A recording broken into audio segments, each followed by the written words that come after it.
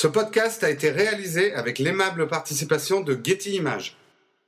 Salut à tous et bienvenue dans ce numéro 5 de Zapcast. On vous avait promis une émission spéciale depuis bien longtemps, ça y est, on l'a faite. Il a répondu à notre invitation, on fait une émission spéciale sur Patrick Béja, monsieur podcast francophone. Donc l'émission va être d'un tronc, on va parler de tous les podcasts que fait Patrick. Et il y en a. Tout ce qu'il fait autour du podcast. Donc, ne perdons pas une seconde de plus, lançons l'émission. C'est parti.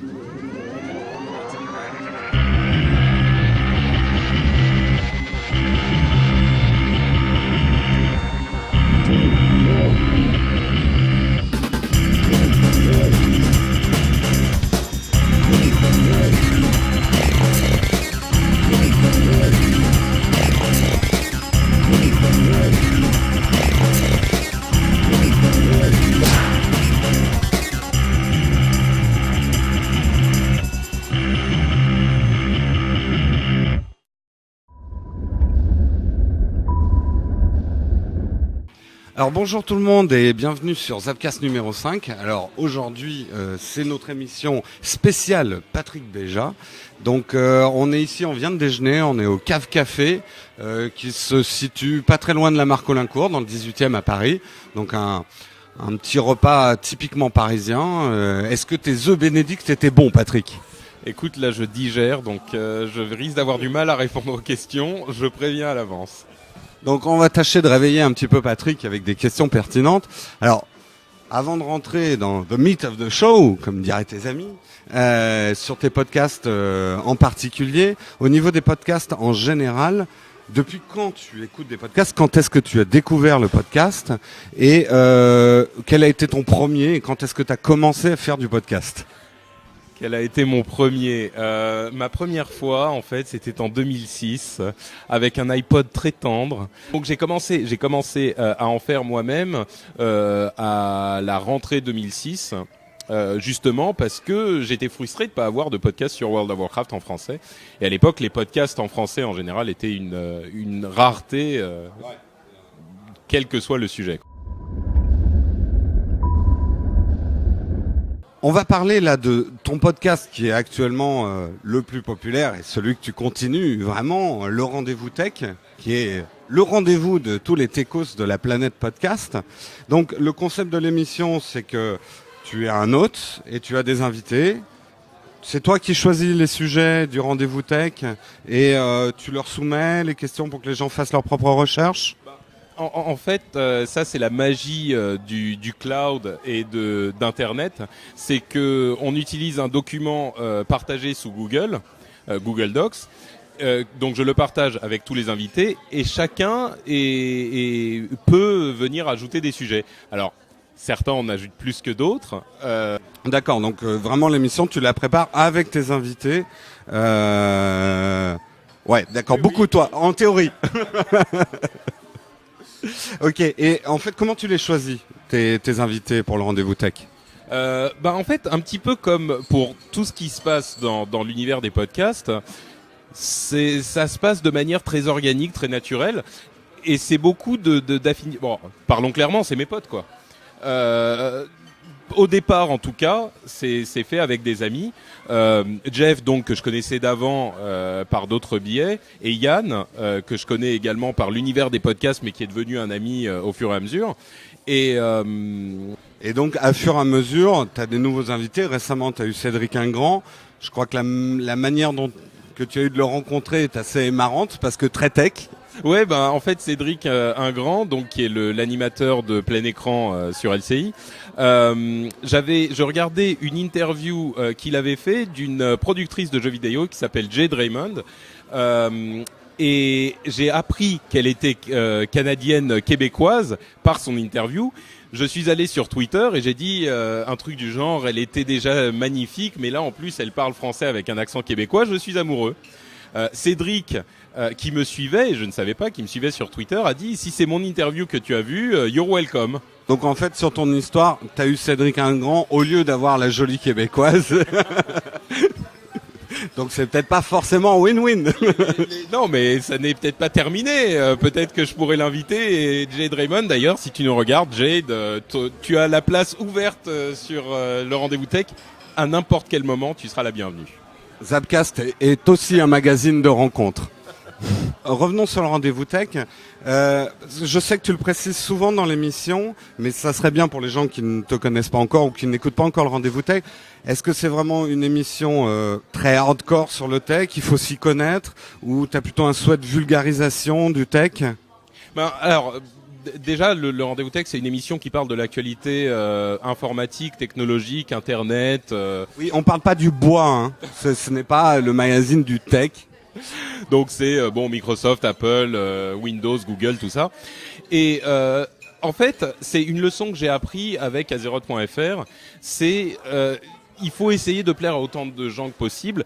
Et c'est un équilibre qui est un petit peu difficile à trouver parfois. Mais ce que j'essaye de faire, en tout cas, c'est de donner des informations qui vont intéresser les spécialistes, tout en apportant quelque chose aux débutants. Ouais, c'est distraction avant tout, accessible et intéressant. Donc c'est difficile d'allier tout ça, mais j'essaye. D'accord, bon, il faut quand même avoir un minimum d'intérêt pour la technologie et tout ça pour écouter, mais c'est vraiment à la portée de tout le monde. Je vais faire le test ce week-end, je vais demander à ma mère d'écouter le rendez-vous tech, on va voir s'il se passe quelque chose. Ma mère, moi, écoute le rendez-vous tech et me dit que ça lui plaît. Donc je sais pas si c'est parce que je suis son fils, mais avec elle, ça passe.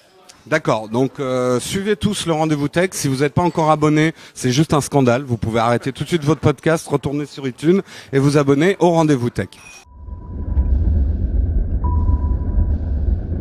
De retour avec Patrick, on va parler donc du Phileas Club, qui est peut-être un podcast que tes auditeurs francophones connaissent un peu moins, parce qu'il est en anglais.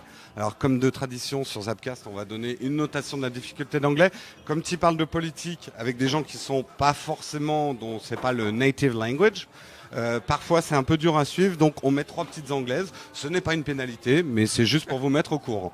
Donc, le Phileas Club, explique-nous un petit peu l'idée de départ, parce que c'est vrai que d'émission en émission, ça change parfois, c'est selon tes envies. Donc, quelle est ton idée de départ sur le Phileas Club ? À la base, l'idée c'était d'avoir une émission où j'allais réunir des gens de différents pays, de différentes cultures, de différentes opinions, et discuter des événements politiques et de l'actualité du mois.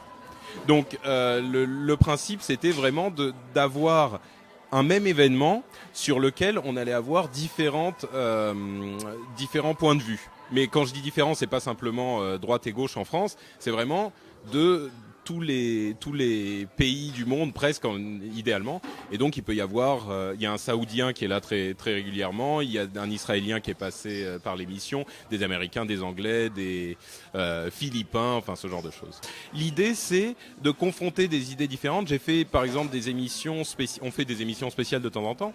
J'en ai fait une qui s'appelait Islam for Dummies, donc l'islam pour les débutants, pour les non, tu sais, c'est Machin for Dummies, c'est je sais plus, il y a une série de livres en fait qui s'appelle Machin for Dummies et je sais plus, voilà, pour les nuls. Donc ça serait l'islam pour les nuls. Donc non, on n'est pas du tout limité à la politique ou à un sujet en particulier. En tout cas, c'est vraiment une super émission, le Phileas Club. C'est ambitieux et le sujet est pas forcément un sujet geek. Donc comment ça se passe pour le Phileas Club au niveau audience ? Est-ce que tu es satisfait ? Est-ce que je ne sais pas si... À vrai dire, l'audience n'est plus vraiment ma préoccupation principale. Quand j'ai commencé il y a plus de 3 ans, je regardais les chiffres tous les jours. Le Phileas Club est clairement une émission qui a un public beaucoup plus réduit que les autres. Mais c'est pas une émission que je fais pour forcément avoir une audience énorme. C'est une émission que je fais à la fois parce que j'en ai envie. Toutes mes émissions, c'est des émissions que je fais pour moi avant tout. Et aussi, ça peut paraître super présomptueux ou naïf, mais c'est aussi un moyen pour moi de contribuer à quelque chose dans le monde, à mon tout petit niveau, avec mes quelques centaines, milliers d'auditeurs, et d'apporter un petit peu plus de compréhension, de discussion dans le monde. Et je me dis, si ça influence 1 ou 2 personnes dans le lot, ça sera déjà ça de fait, quoi. Donc c'est des amis qui viennent discuter entre eux sans a priori, sans forcément on discute, on se dispute pas. Ça c'est un truc aussi important. Et bon voilà, la table de café qui s'étale sur plusieurs continents. Écoute, de toute façon c'est vraiment Il y a une ambiance un peu les réceptions de l'ambassadeur qui est vraiment très bien et il faut vraiment suivre cette émission. Est-ce que tu as une envie d'un podcast plus politique maintenant parce qu'on sent que c'est quelque chose, je sais pas, un désir d'avenir? Parce que c'est très puissant le lobby d'Internet, très très puissant. Je vais pas saisir cette perche qui m'est tendue, mais j'ai toujours été intéressé par la politique et par le débat, ça c'est évident. Sinon, j'aurais pas fait une émission comme celle-là. Le jour où je déciderai de me lancer en politique, peut-être que non, pas vraiment. Ça va pas plus loin que ça, mais étant moi-même relativement intéressé par le sujet, il n'est pas impossible que demain je fasse un podcast en français, par exemple, sur la politique en France. Peut-être même engagé, hein, c'est pas du tout impossible. De toute façon, tu as déjà géré Mathieu et Yann dans le rendez-vous tech, la guerre Mac-PC, donc droite-gauche à côté, c'est du bitcha. Hein. Exactement, oui, c'est une plaisanterie.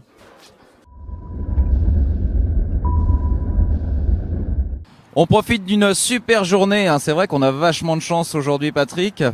Je voulais te poser une petite question.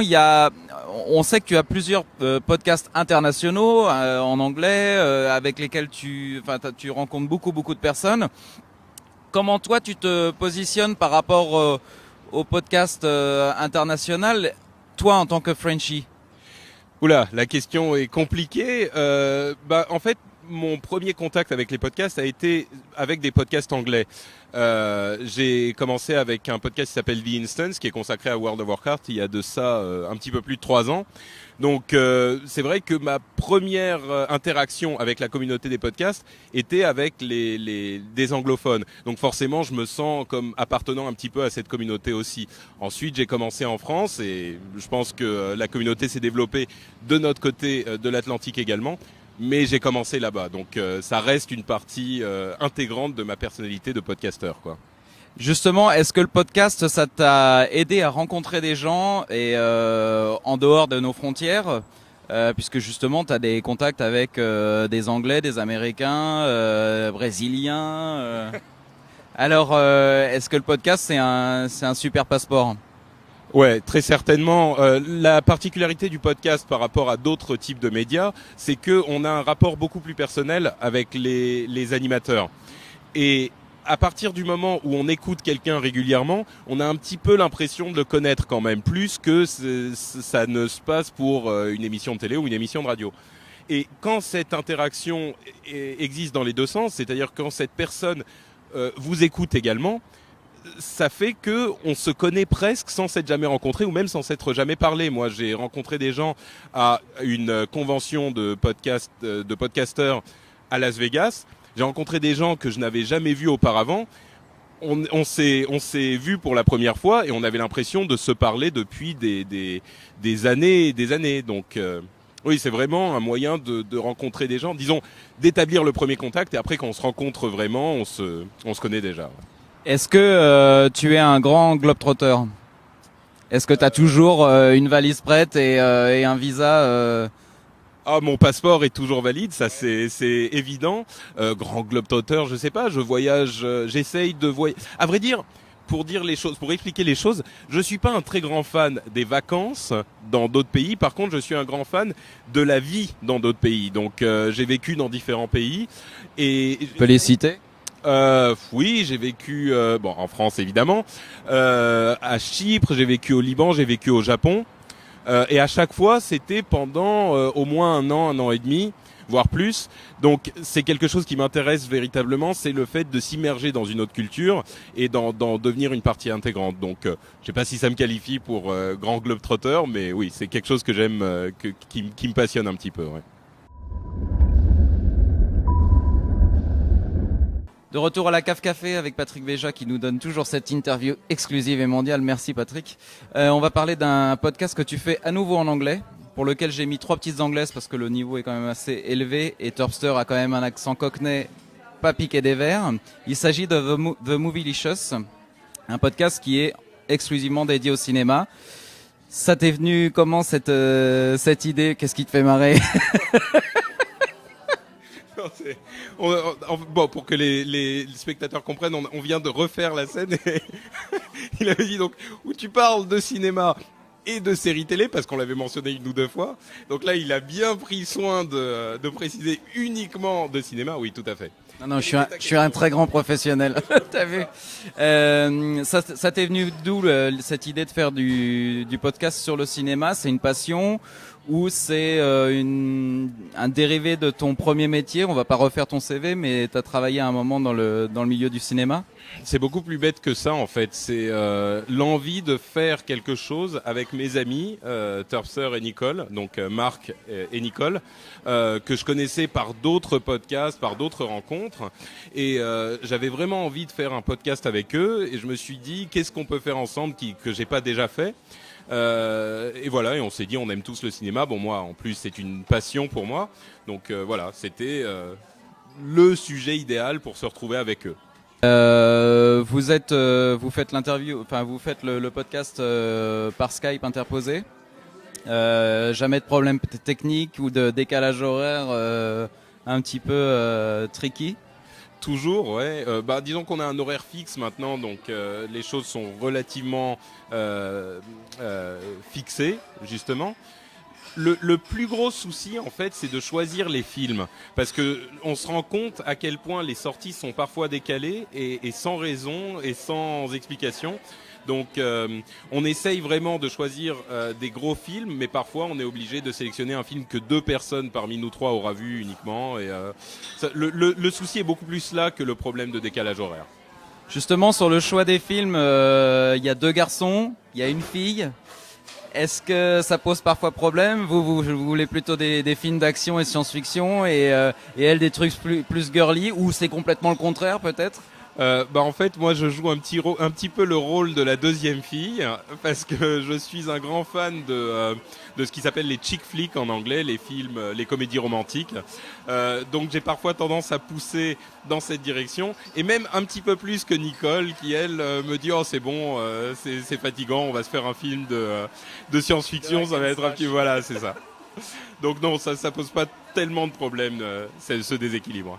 Bon, en tout cas, moi, je conseille à tout le monde de regarder The Movielicious, parce que au-delà des informations qu'on apprend sur le cinéma, les débats sont souvent très animés et très drôles, et ça marche très très bien entre vous 3. Ouais, là encore, c'est comme je le dis toujours et je l'ai déjà dit avec vous, le but est vraiment de distraire les gens avant tout. Donc a priori, même si on n'est pas super fan de cinéma, si on a un petit peu d'intérêt pour ça, on passera un bon moment.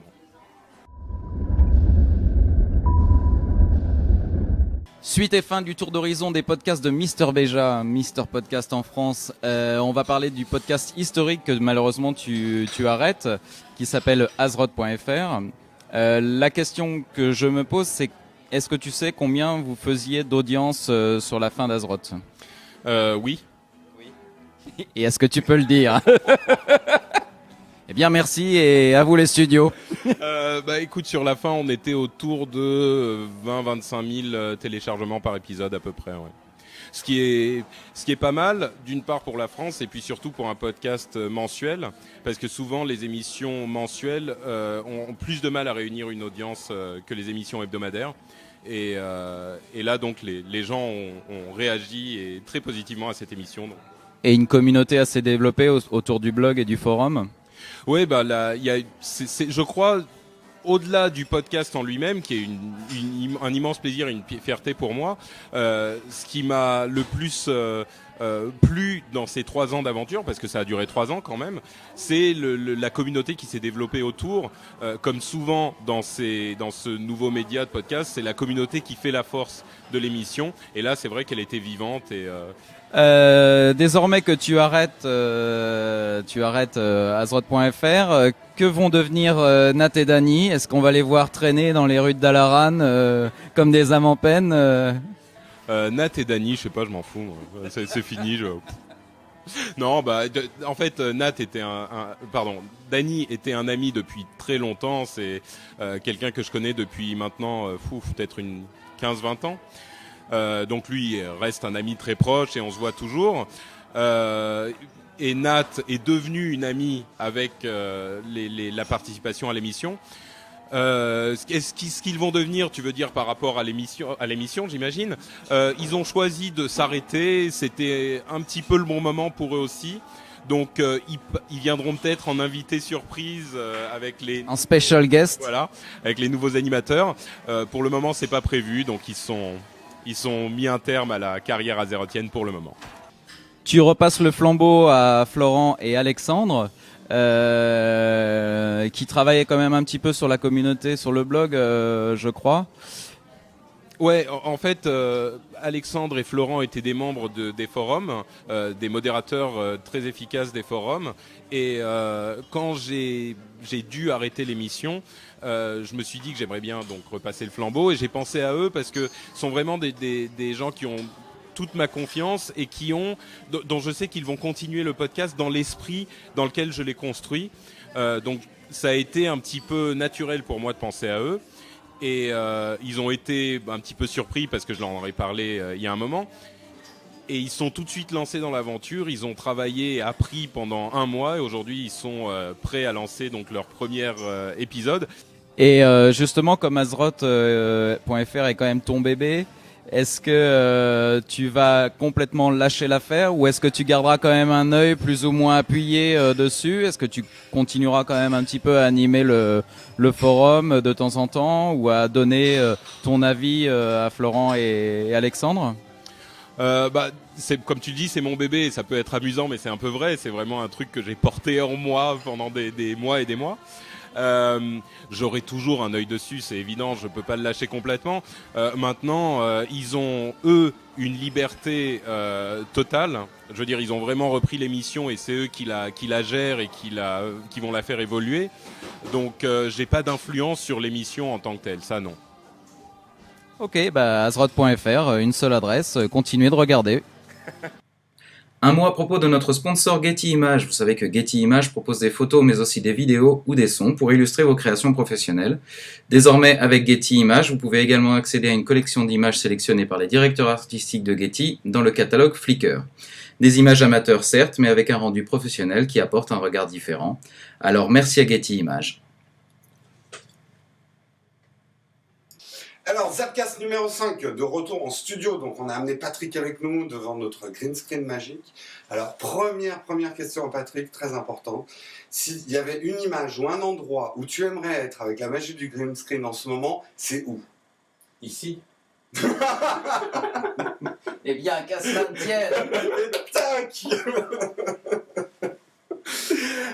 Donc, Patrick, on t'a vu très très récemment chez Léo Laporte, sur Twitch, sur Buzz Out Loud. T'as rencontré Molly Wood. Qu'est-ce qui te reste à faire? Plus rien, il te reste plus qu'à mourir maintenant, tous tes rêves sont faits. En plus, tu passes dans Zapcast. Ah oui. C'est la trilogie. Non, c'est vrai que ça peut paraître un petit peu idiot pour les gens qui sont pas vraiment fans de podcasts et ce genre de choses, mais pour moi, il y avait 2 émissions en particulier qui étaient mes idéaux, en fait, dans le podcast audio. C'était Buzz Out Loud et This Week in Tech, qui sont donc les 2 grandes émissions sur la technologie, et d'ailleurs sont les podcasts les plus écoutés au monde. Après Zapcast. Et c'est vrai que le fait d'avoir été sur ces 2 émissions, c'est pour moi personnellement dans ma vie à moi un véritable accomplissement. Donc je suis un petit peu à un stade où je me dis c'est tout est fait. Et voilà, dans ce domaine en tout cas, j'ai réussi à faire quelque chose dont je suis sincèrement fier, même si ça peut paraître un petit peu trivial à d'autres personnes. Et franchement, tu as porté haut le fleuron national à Léo Laporte. Tu as réussi à pas te faire flamer par, j'oublie son nom. John C. Devereux. Voilà. C'est pas évident parce que c'est vrai qu'il est connu pour avoir il a quand même une verve un petit peu assez lâche. Et il a même été d'accord avec moi une ou 2 fois. Ouais, non, c'est très surprenant, magnifique. Double achievement. Donc, ça nous permet d'enchaîner très exactement sur la prochaine question. La liste de rêves de podcast pour Patrick Béja, qu'est-ce que tu... Alors peut-être pas de rêve, mais qu'est-ce que tu écoutes très régulièrement comme podcast? 5, 10, peut-être pas plus, parce qu'on n'a pas des heures et des heures, mais voilà. Alors pas facile. Ouais, c'est difficile. C'est vrai que j'en écoute énormément. Je dois avoir ma liste de podcasts sur iTunes, fait 1 page et demie. Il y en a, je sais pas, 30, 40, un peu comme ça. Si je dois en choisir une petite partie, je dirais évidemment les premiers, c'est Buzz Out Loud, This Week in Tech, et j'inclus dans l'eau d'autres émissions qui font partie des mêmes réseaux. Après ça, il y a évidemment... Bon, c'est un petit peu un triumvirat aux États-Unis, dans les podcasts anglais. C'est This Week in Tech et son réseau, Buzz Out Loud et le réseau CNET, et Revision Free, évidemment, dont vous parlez très régulièrement, qui a un certain nombre d'émissions que je regarde très régulièrement. Dignation, Totally Rad Show, The Dig Reel, qui reprend les meilleures vidéos de la semaine, les vidéos virales.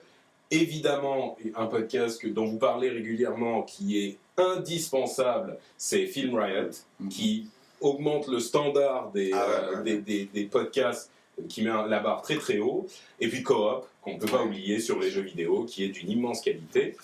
Et puis il y a aussi le côté français, bien sûr, qui est parfois francophone. Oui, ne soyons pas trop chauvins. Mais ceci dit, ceux dont je vais parler sont surtout français. D'accord. Il y a donc cette école anglophone qu'on retrouve un petit peu chez les Français, et il y a aussi une école un petit peu franchouillarde, je dirais, où les gens ont parfois un petit peu tendance à parler l'un sur l'autre, à être un petit peu plus brouillon, on va dire, gaulois, voilà. Donc dans cette catégorie, je mettrais sans doute les Scuds un petit peu, on a parfois tendance à partir dans des délires incontrôlés. La French Connection de Cédric Ingrand fait partie de cette catégorie. Puis il y a les autres que j'adore aussi, qui sont Geeking, qui vous sont pas étrangers, et évidemment Wheel of Mac, qui est devenu Wheel of Mac JT. Dans tout cet ensemble, ça fait un petit peu tout ce qui se passe d'important, à mon sens en tout cas, dans les podcasts en France en ce moment. Moi, je suis vraiment heureux de voir la manière dont se développent les podcasts en France, parce qu'on retrouve un petit peu cet esprit qui existe et qui est très fort dans les podcasts aux États-Unis, qui est un esprit très communautaire, d'entraide, d'amitié, un petit peu incestueux, où tout le monde va dans les podcasts les uns des autres. Et on est en train de retrouver un petit peu ça en France aussi, et c'est quelque chose que une chose à laquelle j'ai essayé de contribuer avec nos fameux dîners de podcasteurs que certains connaîtront, pour réunir cette communauté. Je vois que c'est en train de prendre, donc vraiment... Faut pas rêver, nous on est là pour te prendre des parts de marché. Il n'y a pas de problème. Mais tu sais, c'est ça qui... Quel marché? Il y a un petit peu de ça, mais c'est aussi ça qui est intéressant dans les podcasts, c'est qu'il n'y a pas de concurrence. C'est pas chacun essaye de prendre un bout du camembert par rapport à l'autre, c'est tout le monde est pote, on a le temps pour tout le monde, et si je viens dans votre émission, ça ne veut pas dire que les gens vont aller moins regarder la mienne, au contraire. Non, c'est clair. Une pollinisation croisée qui est très bénéfique pour tout le monde. Les news du front du podcast. Alors, c'est moi qui m'y colle pour le premier. Eh bien, Byjacker. Byjacker, c'est un podcast qui existe déjà depuis quelques années, quelques mois, et qui maintenant fait partie du réseau Revision Free. On en parlait tout à l'heure de Revision Free. Eh ben, ils ont flairé le bon coup. Donc, Byjacker, vous pouvez le retrouver sur Revision Free. Byjacker, ça parle de tout ce qui est jeu vidéo, mais du jeu vidéo du côté indépendant, c'est-à-dire tous les petits jeux qu'on peut télécharger sur les portables ou qu'on peut trouver sur des consoles portables ou même sur les PC. Donc voilà, Byjacker, suivez-les sur Revision Free. Alors, petite brève, toujours chez Revision Free. Revision Free s'apprête à lancer d'ici mi-octobre, je crois, sa première web-série qui va s'appeler Web Zeros. On vous montre le trailer. There are men whose lives are dedicated to the pursuit of greatness, to the furthering of the human race, who search for power and for glory, and whose minds define a generation. These are not those men. I have a few great accomplishments in my life. The first is beating the Emerald Weapon on Final Fantasy VII. The second's getting married. No, wait. The second's the Water Temple and Ocarina of Time. I'm right here. I can hear you. Three best friends from Houston, Texas. Listen, Ray, you gotta play this game. It's epic. Yeah, scoot over. I didn't mean like right now. I just meant you should probably play this game at some point. With one dream, to become internet superstars. It's Kevin Rose. I kind of worship the guy. I mean, not in a creepy way or anything. I want to be part of your world, Kevin. Huh? Coming this fall, the first sitcom from Revision 3. A story about friendship. Testes 1, 2. That's not the phrase. Fame, Expecto Patronum! and the internet. Web Zeros. Big dreams, small minds.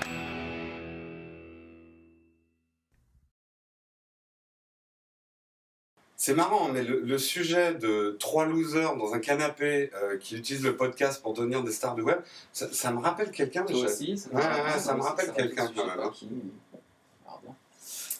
Ceci dit, on en rigole, mais pour moi, ça c'est quelque chose de très très important, cette nouvelle production de Revision 3, parce que c'est la première fois qu'il y a une web série qui est produite par un vrai réseau et qui va être mise à disposition d'un nombre important de téléspectateurs, enfin de spectateurs par ce réseau. Et ça peut être le début de quelque chose d'important. C'est la première fiction sérialisée sur le web. C'est pas la première sur le web, mais c'est la première qui peut avoir un vrai potentiel. En tout cas, on suit ça de très très près. De très très près, on sera là pour le lancement. La news suivante, c'est une émission, un épisode de plein écran de Cédric Ingrand, dont on vous a déjà parlé, qui est consacré à justement cette industrie du podcast qui n'est plus tout à fait naissante, mais qui est en plein développement dans la Silicon Valley, à San Francisco. Il est allé là-bas pour voir Léo Laporte et David Prager, donc Léo Laporte de This Week in Tech et David Prager de Revision 3, et il a fait tout un reportage là-dessus. C'est le plein écran du 19 septembre et vous pouvez le télécharger sur iTunes en podcast, évidemment. Autre petite news, une des chroniqueuses de Geeking Season 1, que vous pouvez d'ailleurs suivre sur Twitter, se lance dans un podcast solo, un podcast audio sur le sujet qu'elle maîtrise le mieux, à savoir les séries télé. Donc on lui souhaite bonne chance et écoutez-la dès qu'elle sortira.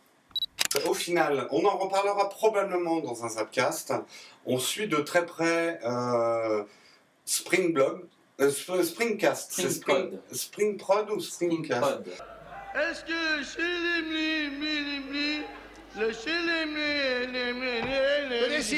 on vérifiera, non, on le mettra. Mais en tout cas, c'est un petit jeune qui a lancé 3 petits podcasts vidéo, vraiment très très dignes d'intérêt, plein de dynamisme, c'est très frais, c'est très très bien présenté. Donc on en reparlera. Et puis c'était notre petit coup de pouce.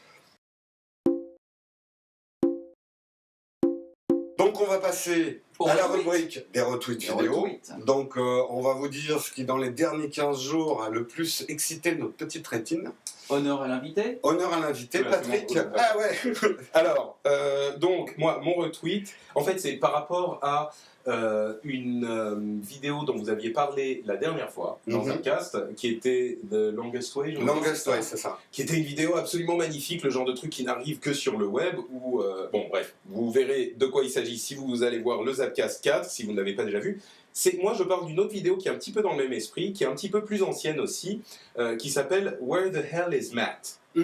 C'est un jeune homme qui a fait le tour du monde et qui, dans chaque nouveau pays qu'il visitait, posait sa caméra un petit peu comme ça et se mettait à danser comme un imbécile devant la caméra, voilà, un petit peu comme ça. Très, très bien. Non, mais et il avait un site web où il montrait tout ça et ça a pris de l'ampleur et les gens ont commencé à venir le rejoindre à l'endroit où il allait filmer ça et à danser avec lui. Et il a fait vraiment beaucoup de pays et ça a donné au final une vidéo complète de 5 minutes environ qui est le genre de truc, tu sais, qui te donne de l'espoir et de la ça serait un joie super générique pour le Phileas Club.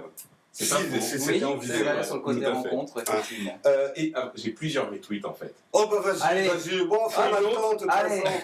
Une autre, c'est la vidéo qui est très très connue là par contre, peut-être que vous l'avez déjà vue, mais si vous ne l'avez pas vue, ça vaut vraiment le coup. C'est une vidéo qui s'appelle la Free Hugs Campaign, qui est un jeune homme qui a fait ça, c'était soit en Australie, soit en Nouvelle-Zélande, je sais plus. Tu connais ou pas? Oui, je connais. Donc il s'est mis à aller dans un centre commercial, dans la rue, et à offrir des hugs, qui est pas vraiment... C'est comme ça. Mais moi, non, je suis plus de la gueule. Gratuit aux gens. Il avait sa petite pancarte et il disait câlin gratuit, hug gratuit. Et il y a toute une aventure qui s'est passée. Au début, les gens ont commencé à l'interdire, et puis finalement, il y a eu une pétition, et on voit vraiment avec un morceau de musique magnifique que les gens au début ont un petit peu peur, et puis ils finissent par s'ouvrir. Enfin bref, c'est magnifique, et ça vaut vraiment le coup aussi, la Free Hugs. Alors, je propose qu'on regarde les deux enchaînés. Comme ça, on aura un grand moment de câlin mondial et de bonheur sur Terre. Ça manque en ce moment. Donc profitez-en. On va en regarder les deux enchaînés.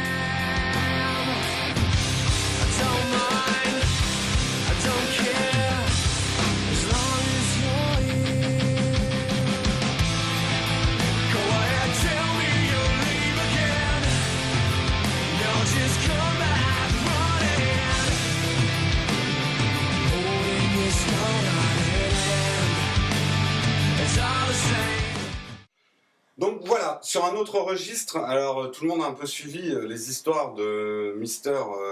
Kanye West, Kanye West, j'arriverai jamais à le dire, le Jackass US. Jackass. Alors, on a trouvé cette vidéo, c'est pour montrer qu'il y a d'autres fans de Beyoncé qui s'expriment un petit peu mieux que lui. Alors, on regarde ça tout de suite. The best videos of all time.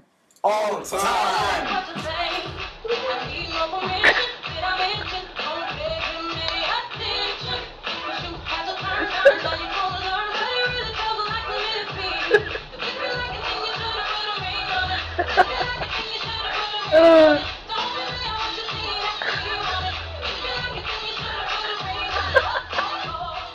Et puis on va finir dans cette période de psychose ambiante sur le flu, la grippe aviaire. Eh bien, La grippe aviaire ?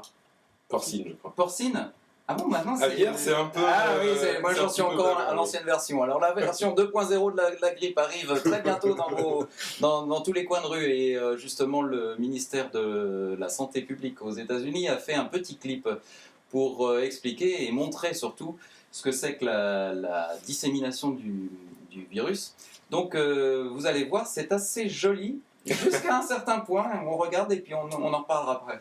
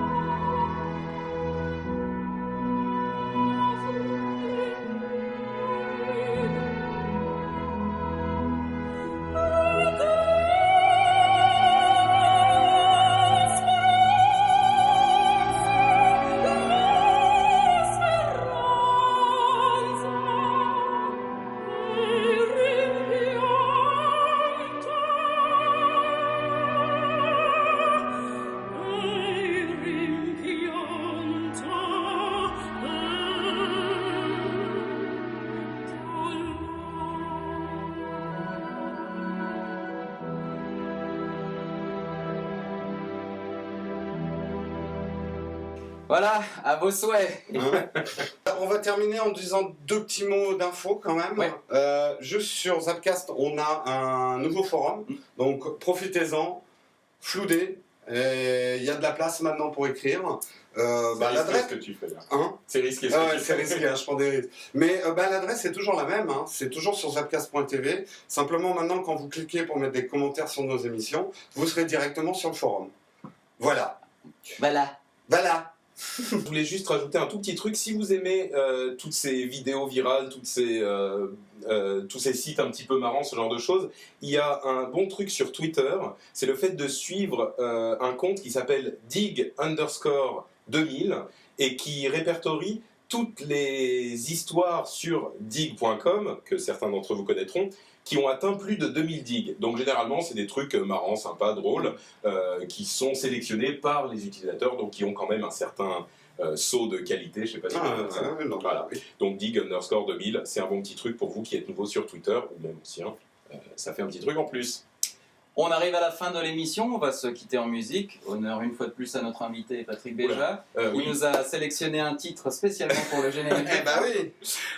Ça a été dur de choisir un titre. Difficile, c'est vrai. Généralement, vous l'aurez peut-être remarqué, quand on me donne la parole, généralement je parle assez longtemps. Donc on m'a dit tu peux choisir un morceau de musique et je me suis dit mon Dieu, mais qu'est-ce que... Alors j'ai tel groupe dont je voudrais parler, j'en avais plein. J'ai fini par en choisir un, parmi Broken Social Scene, Regina Spektor, les Stars, Metric, enfin il y en avait des tonnes. En fait, on a passé la matinée à écouter des trucs chez Patrick sur Spotify. C'était un peu ça. Au final, j'ai choisi un morceau des Weaker Thans, qui est un groupe canadien de Winnipeg, et le morceau c'est Left and Leaving, et c'est un groupe absolument merveilleux que je vous recommande à tous. morceau en question. Eh ben Patrick, avant qu'on lance le morceau, on te dit vraiment merci d'être venu sur Zapcast numéro 5. Merci à vous. Et Quel à ce honneur. spécial Patrick Béja. Et ben on espère que les podcasts, il y en ait beaucoup. Si tu as des nouveaux projets qui se lancent, que tu arrives à faire tout ça, et amour, prospérité. Tu peux compter sur nous. Et voilà. Eh ben écoutez, merci à vous de m'avoir accueilli et puis à une prochaine fois dans une autre émission. Absolument. À très bientôt. Ciao. Salut tout le monde et on écoute les Weekerdens. Weekerdens. Back with the streets I know will never take me anywhere but here.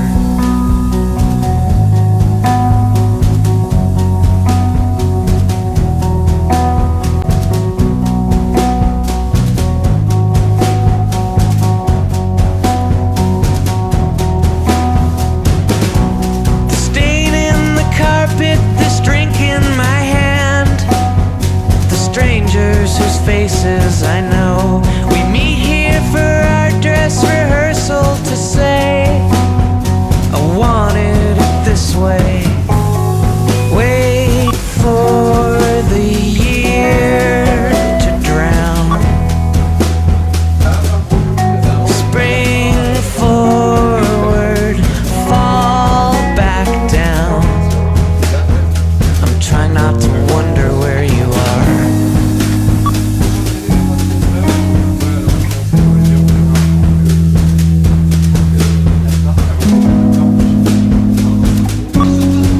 Tourne. On est bon là, on est chaud. This time lingers undefined. Someone choose who's left and who's leaving. Alors Renato. Renato. Alors on est là, on est dimanche, on s'est fait un petit brunch. Mais dis donc, tu viens plus aux soirées là. On a fait une soirée, waouh, je peux te dire, j'ai pris du DPS.